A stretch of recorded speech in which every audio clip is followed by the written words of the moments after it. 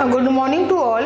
इसके पहले हम लोगों ने पढ़ा हुआ था विधानमंडल के बारे में और हमने कई सारे आयोग आपको बताए थे। ठीक है, आज हमारा टॉपिक है वो है हमें न्यायपालिका पढ़ना। ठीक, जो आज का हमारा टॉपिक है वो है न्यायपालिका। आप क्या करिए, पहले न्यायपालिका लिखिए, बताएं न्यायपालिका। ठीक है, अब न्यायपालिका लिखने के बाद आप एक डायग्राम बना लीजिए। ठीक, हम बताते हैं किस तरह बनाना है।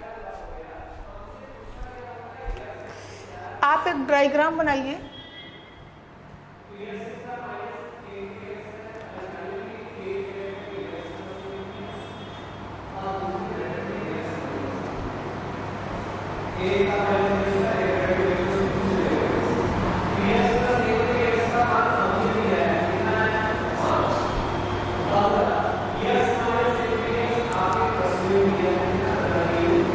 ऐसे बनाइए, फिर बताते हैं।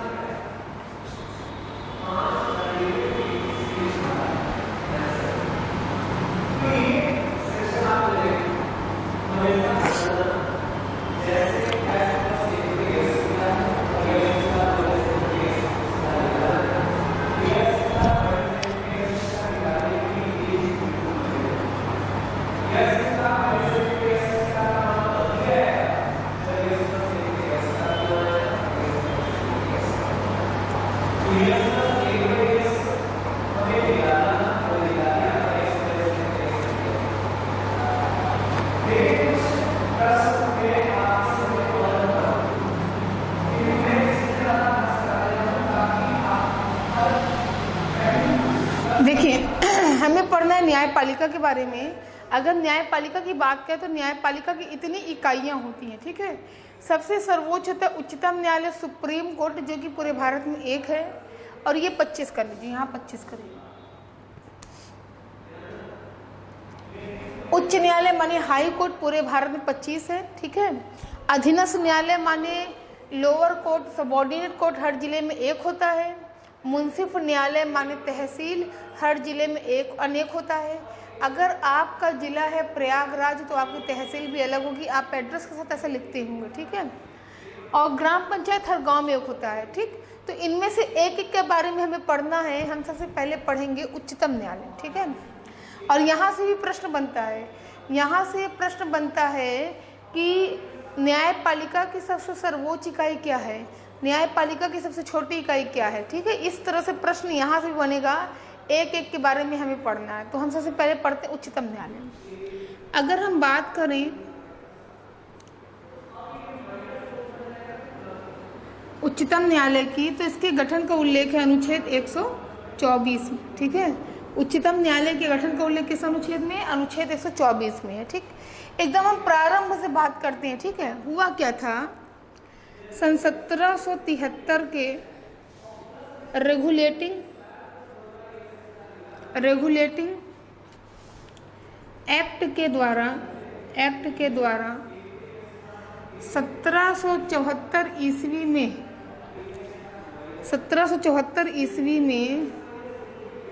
कलकत्ता में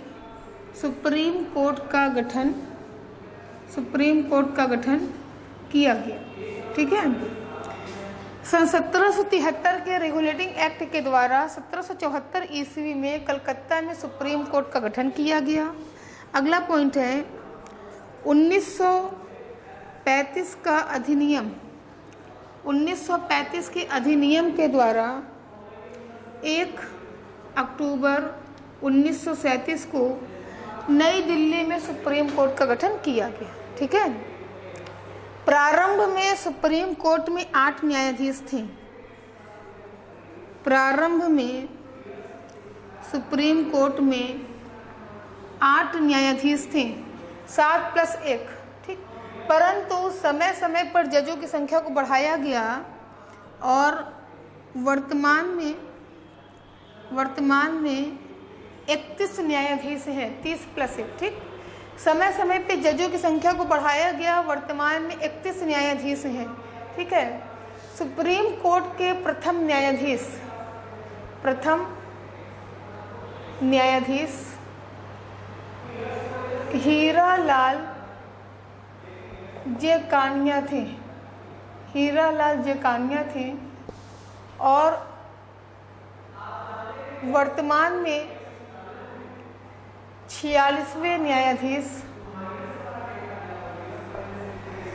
रंजन गोगोई हैं।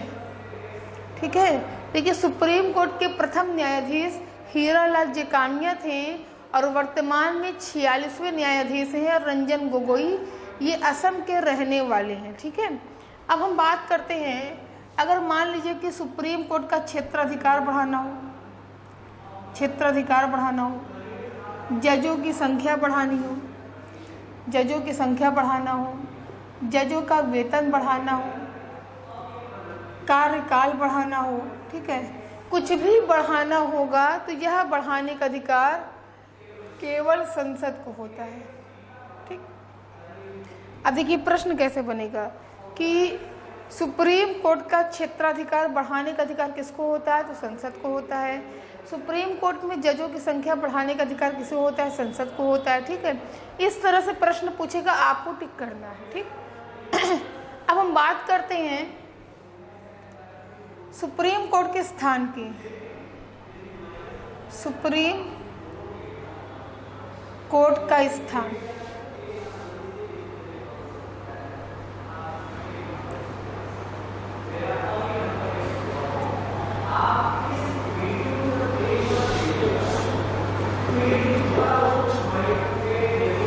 सुप्रीम कोर्ट में सुनवाई के लिए स्थान की अगर हम बात करें तो सुप्रीम कोर्ट वर्तमान में नई दिल्ली में स्थित है, लेकिन सुप्रीम कोर्ट की बैठकें अन्य स्थानों पर भी की जा सकती हैं।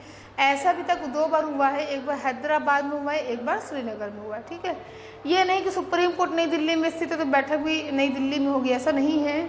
सुप्रीम कोर्ट की बैठकें सुनवाई अन्य स्थानों पर भी संभव है।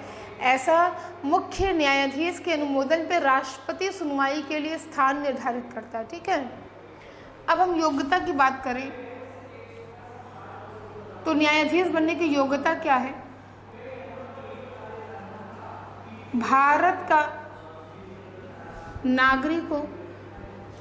नंबर 2 है कम से कम 5 वर्ष तक न्यायाधीश रह चुका हो, अथवा कम से कम 10 वर्ष तक अधिवक्ता रह चुका हो। राष्ट्रपति की राय में कानून का जानकार हो। ठीक है, सुप्रीम कोर्ट के न्यायाधीश बनने की 4 योग्यता है कि भारत का नागरिक हो, कम से कम 5 वर्ष तक किसी भी न्यायालय में न्यायाधीश रह चुका हो लगातार। ठीक, अथवा कम से कम 10 वर्ष तक अधिवक्ता रह चुका हो, अधिवक्ता माने वकील रह चुका हो, राष्ट्रपति की राय में कानून का जानकार हो। ठीक है, अब है कार्यकाल की अगर हम बात करें तो कार्यकाल होता है 65 वर्ष की आयु तक अपना त्यागपत्र देते हैं, राष्ट्रपति को देते हैं, और शपथ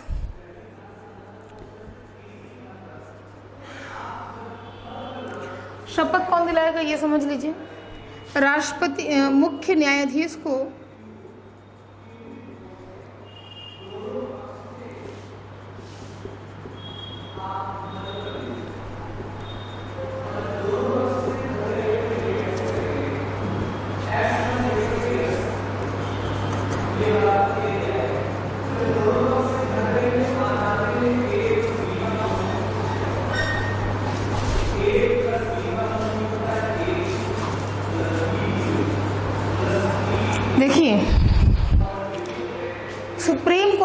न्यायाधीश को राष्ट्रपति शपथ दिलाते हैं, जबकि अन्य न्यायाधीशों को मुख्य न्यायाधीश शपथ दिलाते हैं।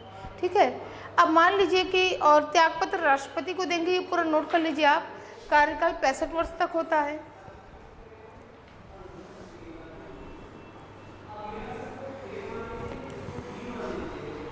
अब मान लीजिए कि अगली हेडिंग है